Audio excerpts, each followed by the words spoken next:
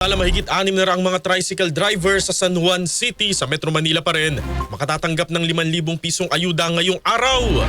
Kasama natin sa balita si Radyoman Lestor Aler. RMN Live Report! Lestor. Radyoman Zander, umarangkada na ngayong umaga ang unang bugso ng cash relief assistance para nga yan sa mga pampublikong transportasyon dito sa lungsod ng San Juan, specifically dito sa makabagong San Juan Theater, ginaganap yung nagpapatuloy na payout. Tugon ito ng pamahalaan dahil sa patuloy na pagtaas ng produktong petrolyo, bunsod yan ng kaguluhan sa gitnang silangan kung saan ang unang makakatanggap ng ayuda sa ilalim yan ng Assistance to Individual in Crisis Situation o AICS ng Department of Social Welfare and Development, ang mga tricycle drivers ng lungsod.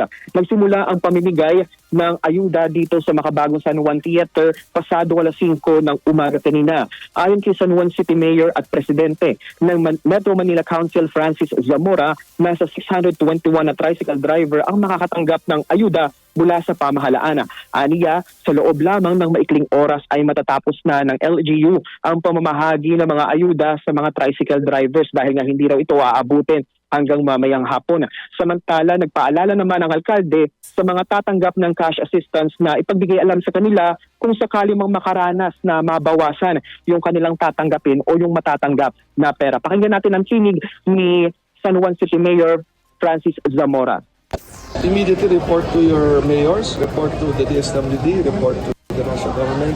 Ako po, pwede niyong sabihin sa akin as Metro Manila Council President at League of Cities of the Philippines National President at ipapabato natin yan sa ating mga departments concerned. Pero ganun pa man, huwag tayong papayag na merong ihingi ng anumang porsyento, anumang komisyon. Buo ni dapat matanggap ang 5,000 pesos nito. Walang bawas. Dapat buong buo.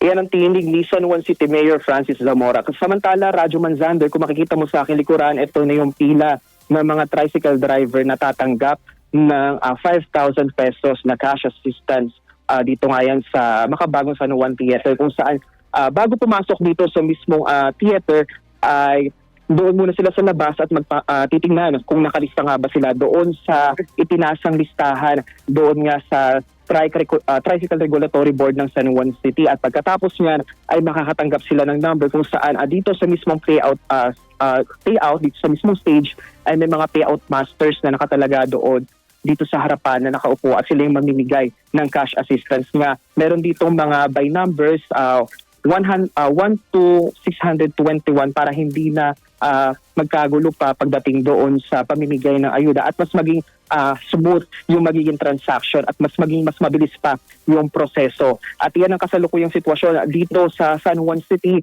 Radyoman Lestor Aler, Tatak RMN, DZXL 558.